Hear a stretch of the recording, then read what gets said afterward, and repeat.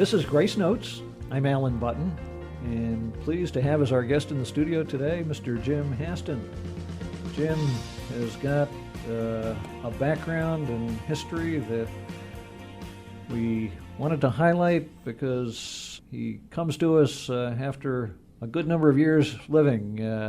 He was born in 1934. He's been married 62 years.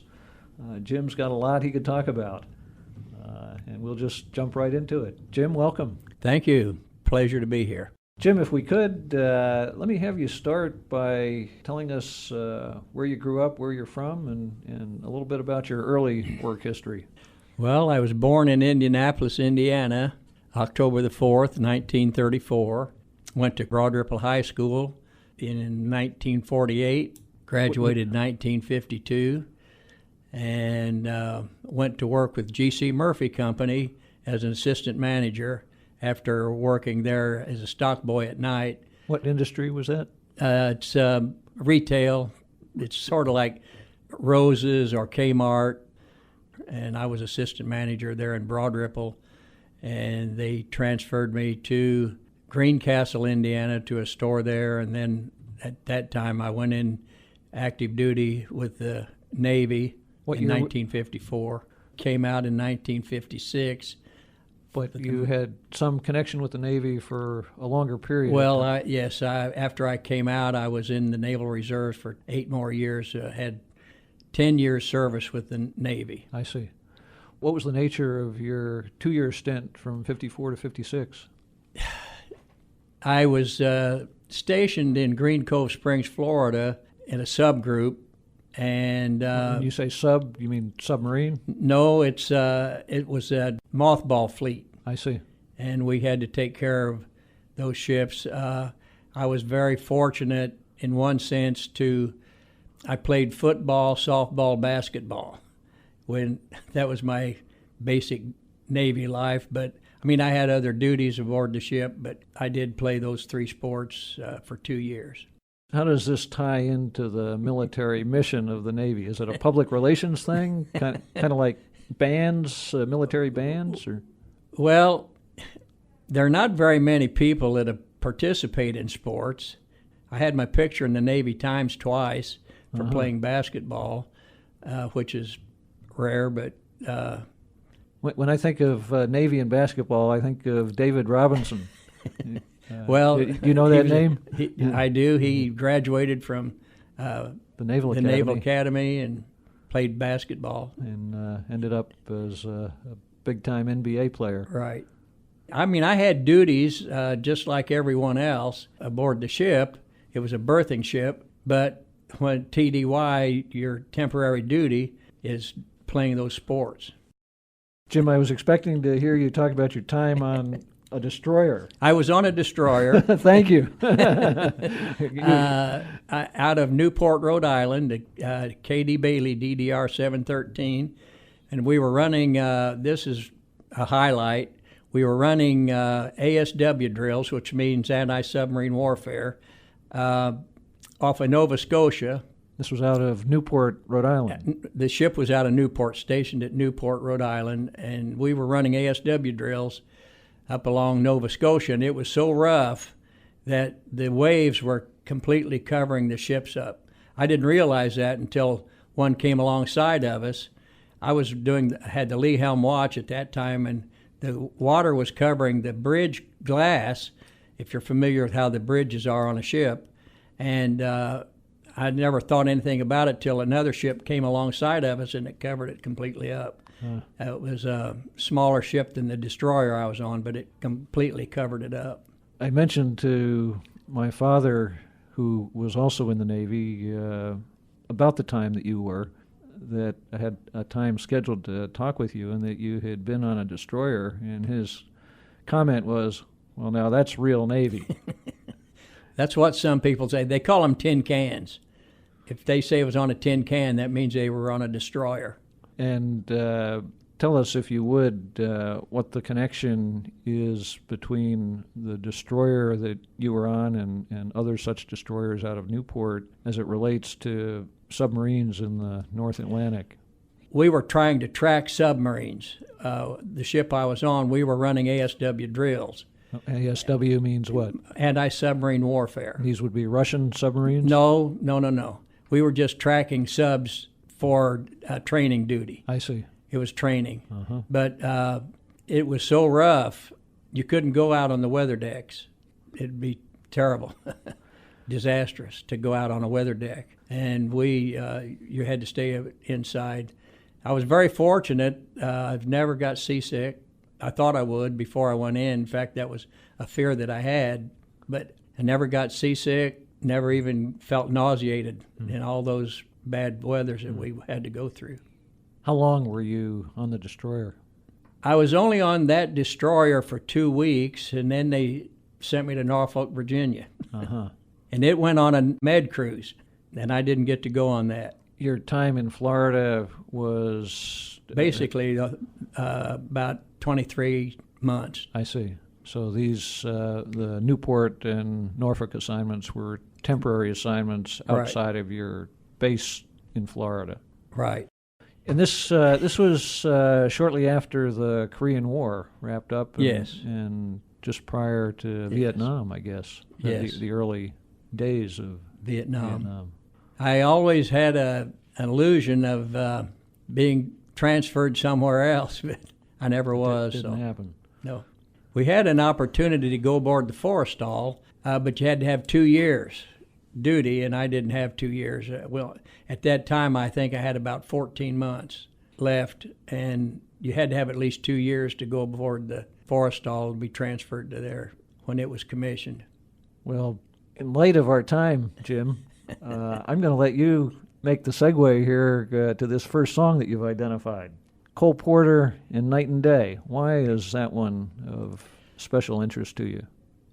Well, I don't know whether it's because of the connection of Indiana and Cole Porter. He was born in Fort Wayne, but lived mostly in Peru. But it's a song that has reminded me of 62 years. 62 years. Of being married, and it's just a good song that relates to a feeling you could have for someone that you love, I guess you could say. For a good long period of time. Yeah. And well, it's turned out to be a long period of time. But it seems like yesterday. And it is forward-looking as well. Your wife's name is? Betty. Well, let's hear the song, Night and Day, written by Cole Porter. And actually, we're going to hear a version by Fred Astaire. And as you may know, Jim, the Fred Astaire version was a #1 hit for a good period of time back in the early 30s. Let's hear it.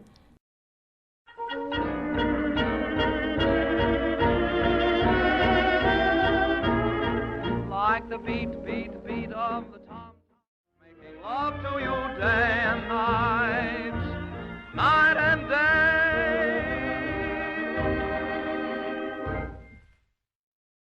That was Fred Astaire singing Cole Porter's song, Night and Day. If you're just joining us, our guest today is Jim Haston.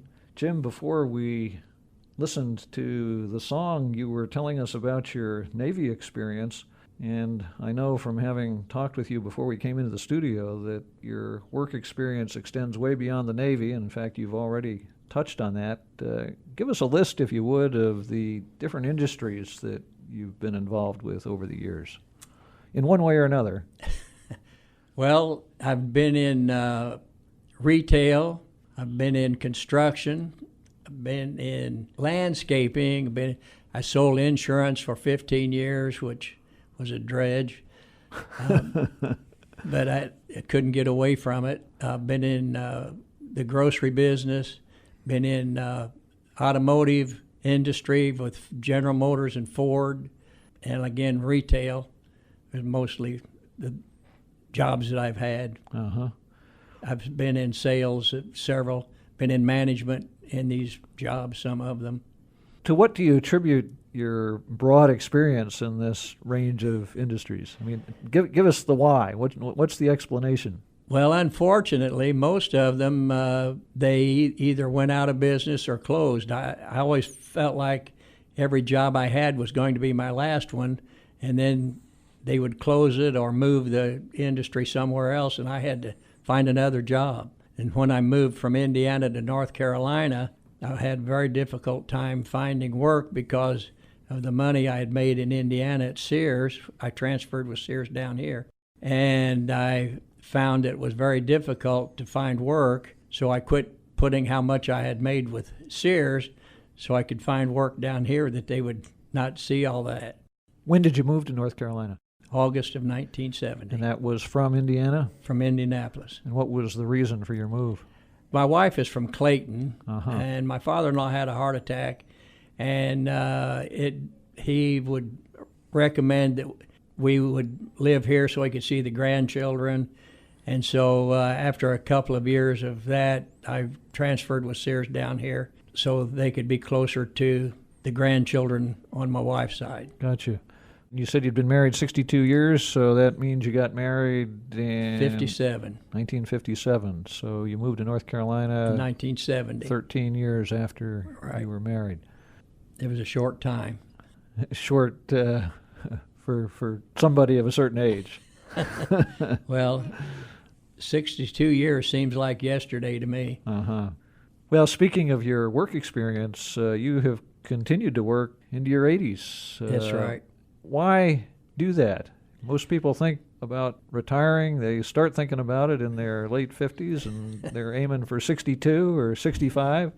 Well, one thing, I don't like sitting around. I like to be busy, although since I've been out of work, I'm not very busy at home. I do a few things out in the yard. But you're available. I'm available. My wife has recently had knee replacement, and I've enjoyed taking care of her, although sometimes she's a little bit self-reliant and wants to do things for herself, but I do enjoy helping her and taking care of her.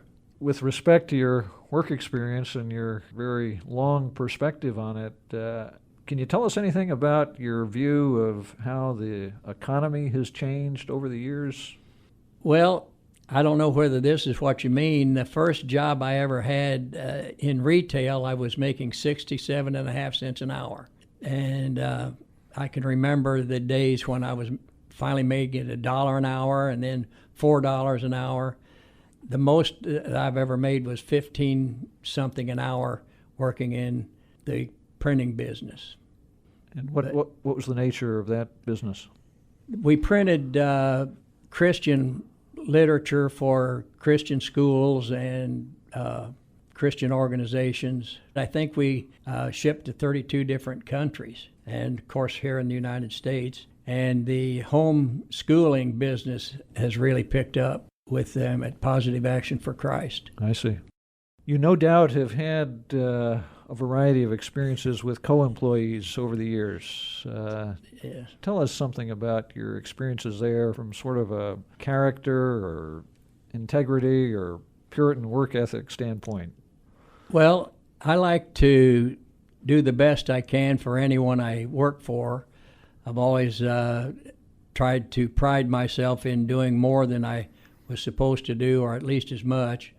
And the worst effort that I've had, and I hesitate in mentioning it, but some places they just stifle your working ethics. They want to stand over you, and they just don't have the attitude to me of doing the job the way it should be done. I assume that in your work experience you've had some occasion, maybe somewhat unknown to you, to influence your coworkers in positive ways. Is there anything that comes to mind that is along those lines?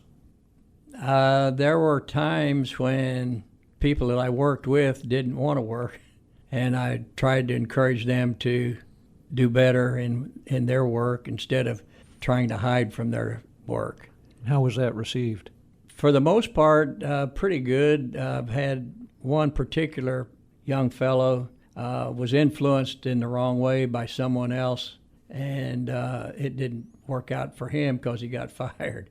But I tried to help him and explain to him that he was not dealing with the right people to help him in his work ethics. Tell us about your children, Jim. Well, I have 4 daughters. My first daughter we were married 9 months and 16 days when the first one was born. They have a name for those kind of kids, don't they? Yeah, early. Honeymoon child or something like that? Maybe, I suppose so. My oldest daughter's a registered nurse. My second daughter... And what's her name, by the way? Sue Ann is Sue Ann? Brown. Uh-huh. Her husband coaches football in high school. Now he's at Barton College in Wilson. He's coaching down there, as far as I know.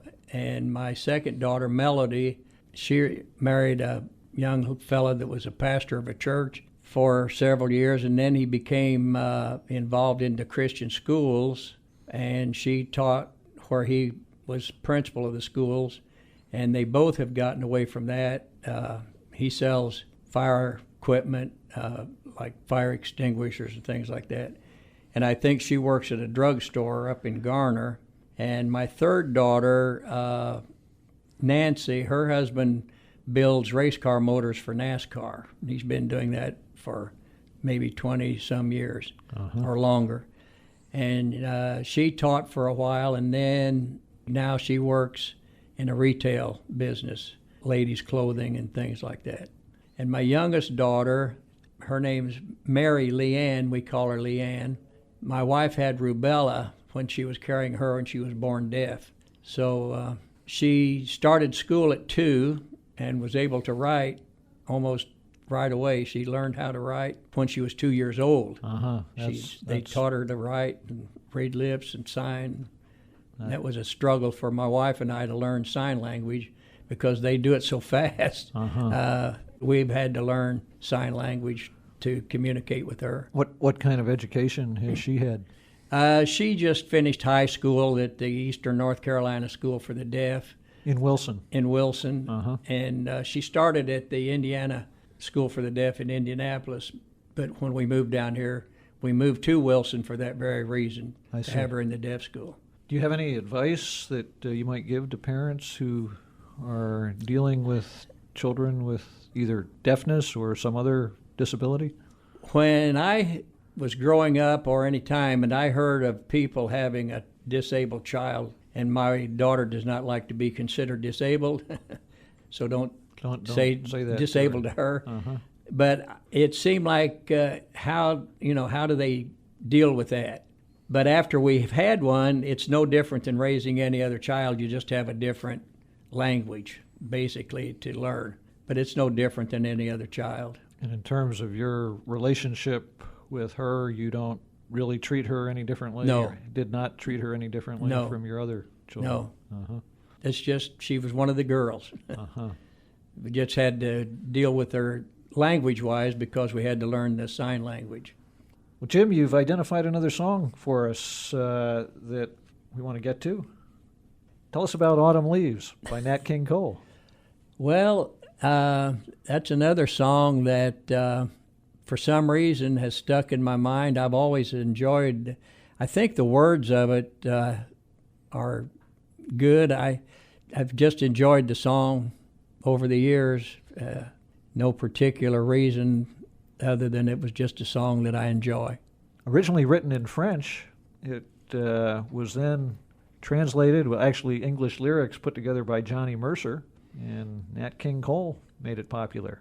Tell you what, Jim, just to have all our family bases covered, how about we dedicate this song to the other ladies in your life? Sue Ann, Melody, Nancy, and Mary Lee Ann. Oh, thank you.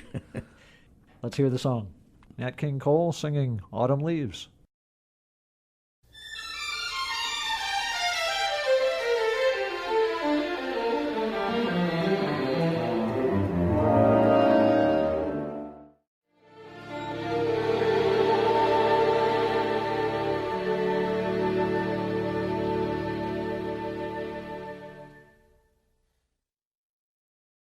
That was Autumn Leaves by Nat King Cole. Well, Jim, we're a little bit short on time, but before we wrap things up, let me let our listeners know and have you elaborate on your recent gold medal performance at the Regional Senior Games. Well, this is vain. I entered 6 competitions and got 6 gold medals out of the 6. Bowling, bocce, basketball shoot-around, shuffleboard, and cornhole. Well, congratulations. And you've got the state games coming up? State games coming up in September. Uh-huh. Well, best wishes on, thank you, sir. Your performance there. Thank you. It reminds me actually of a quote that I heard recently from George Bernard Shaw. He apparently said or wrote that we don't stop playing because we grow old. We grow old because we stop playing. I think that's right. I still play basketball. I try to stay active, but it's a little bit hard since I've quit working. Before we do wrap things up, Jim, is there anything else that you would like to say before we go to this third song?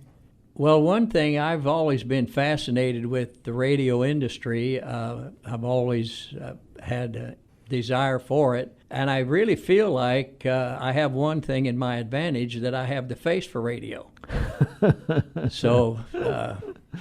Well, you know, we're actually, before you leave, we're going to take a picture of you, so we'll let our listeners decide that. Okay. Well, Jim, you've selected another song here to close by Hoagy Carmichael, Stardust. Tell us about it. Well, that's another song that just seems to work in my favor as far as liking it. At the time when I first started hearing it, Hoagy Carmichael wasn't even in my vocabulary. I didn't even know who he was, even though he was from Indiana. But I just liked the song, the way it was written, and the way it was sung by the people that sang it.